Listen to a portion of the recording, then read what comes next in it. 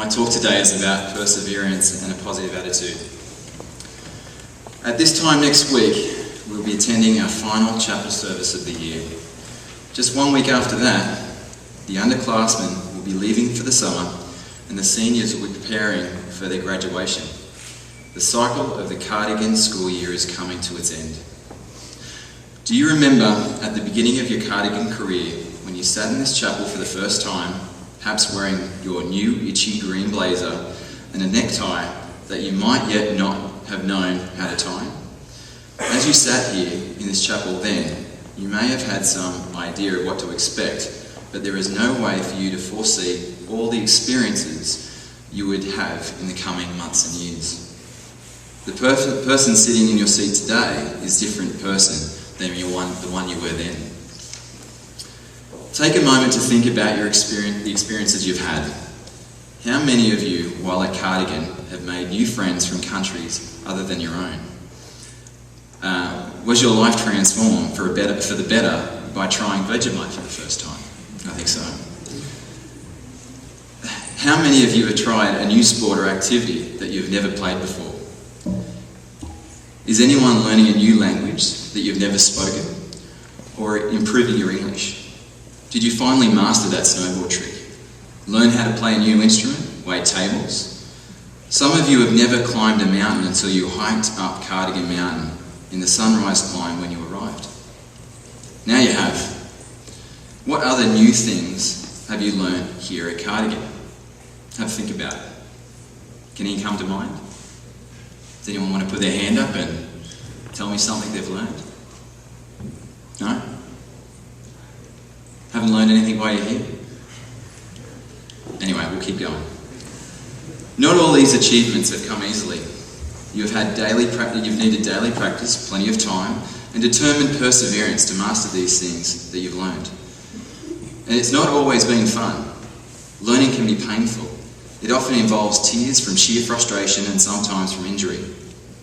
When the going gets tough, your ability to persevere is put to the test.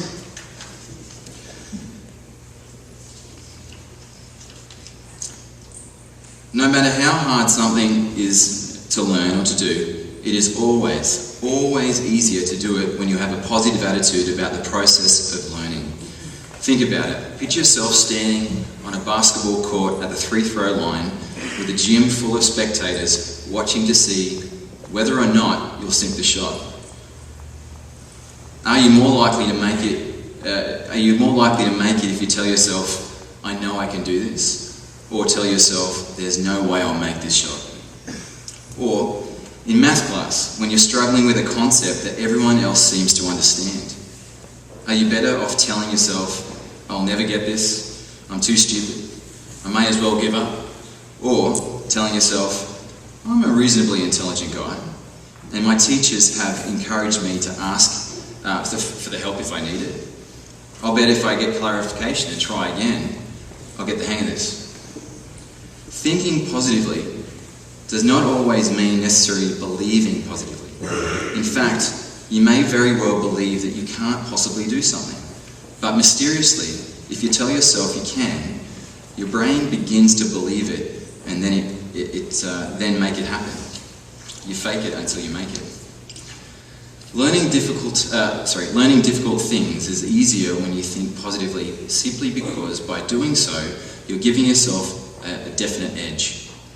Brain scientists are proving that positive thinking builds skills, boosts health, and improves academic and athletic and professional performance. When you're trying to learn something new, you probably won't learn it for the first time. But if you keep thinking positively, and if you persevere with your efforts, eventually you will prevail. That's because your brain is hardwired to learn and to evolve. Another great thing about perseverance and positive attitudes is that it's contagious. When someone is tempted to give up or get kneed down by negativity, the presence of another who refuses to give up and stays positive usually makes a difference. After all, it is embarrassing and self-defeating to be the only one saying, I can't, when everyone else is saying we can. In Cardigan's recent history, this has been one of the more difficult years. We have been shivering through an unusually long winter with too many days below zero temperatures. Some of our beloved mentors and benefactors like Coach Marion and Mr. Hinman have passed away, leaving many of us feeling lost and bereft. Faculty members have fallen ill, and others who are already working at capacity have had to pick up the slack. We've had an unusually high number of disciplinary problems, suspensions and dismissals. It has undeniably been a hard year. However, we have pulled through these difficulties and have done so together. All right, here we go, some participation here. Show of hands for how many of you, students and faculty, have experienced moments of weakness or weariness of thinking that you just might not be able to get to the end of the year. Okay?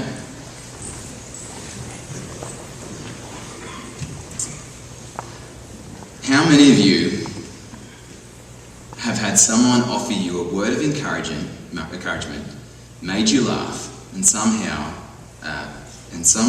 let you know that you are not alone and that you are indeed going to make it? So how many of you have been helped along the way? Well, you can see right there that we've made it this far together. Most of us have managed to stay positive. All of us have persevered. And as a result, here we are, standing strong at the end of the school year. I want to thank all of you for everything you've done, collectively and individually, to help us to get to this point. For those of you who have maintained positive attitudes, even in the midst of crushing negativity, thank you. For the kitchen crew and health team who have kept us nourished and healthy, thank you. For the faculty, all of whom took on more than their expected share to shore up some of our unexpected weaknesses, thank you. For those who have made mistakes but learned from them and came back stronger for doing so, thank you. For those who have offered encouragement, helped someone out, told a joke of the day in the darkest days of winter, thank you. This year has had its shares of joys too. We've added several babies to the Cardigan family over the past few months. Some of our teams have been undefeated. Remember the mathletes who brought home a huge trophy from the Twin State Math League? What about the tennis guys? What about Taishu's win at the state championship in skiing? We also broke ground on the expansion of Hayward, and we're looking forward to a brand new facility in September. Although we are also bidding farewell to some of our faculty in May as they move on to new adventures, we look forward to welcoming a new group of talented educators, coaches, dorm parents and administrators. Some of our current faculty are serving in different capacities next year. Mr. McDonald and Miss Nye will be joining our math department, Mr. Doherty will be serving as next year's science department chair, and Mr. Auerbach will be the head of our Gates program. Many of you have seen Mr. David Irwin around campus recently. He will be joining the Cardigan team as the Director of Student Life and will be assisted by Mr. Ethan Harris, our new Assistant Director of Student Life. Mr. Irwin comes to us from Deerfield Academy, where many of his duties include admissions and serving as the residential head of the 9th and 10th grade boys, and as the head varsity baseball coach and also the junior varsity water polo coach. Mr. Harris is a seasoned administrator from an international school in Switzerland. Over his 10-year tenure there, he has worn many hats, including athletic director and the coach of the alpine skiing and soccer teams. Mr. Harris is a well-rounded athlete. Among his favourite sports include skiing, surfing, hockey, cycling, hiking, rock climbing, sailing and kayaking. Mr. Irwin and Mr. Harris will head a team of people who will concentrate on student life and wellness to ensure the well-being of students as well as faculty. These are just two of the new educators that we'll welcome next year.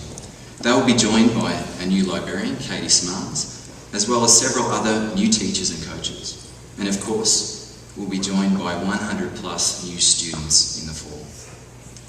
When that happens, the cycle of the Cardigan school year will begin again with all of its bright potential and promise.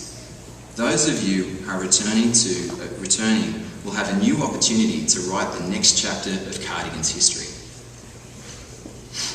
Looking ahead, I believe we are poised to have one of the best years in Cardigan's history.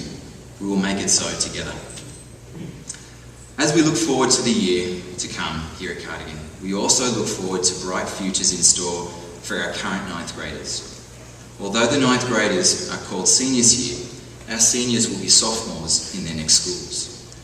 They are about to begin another cycle of living and learning, starting at the beginning and they're working their way onwards and upwards.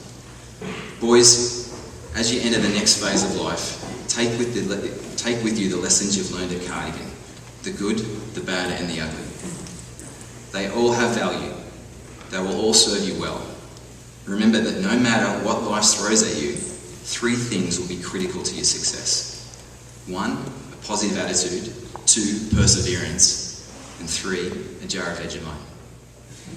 Don't leave home with that. Thanks.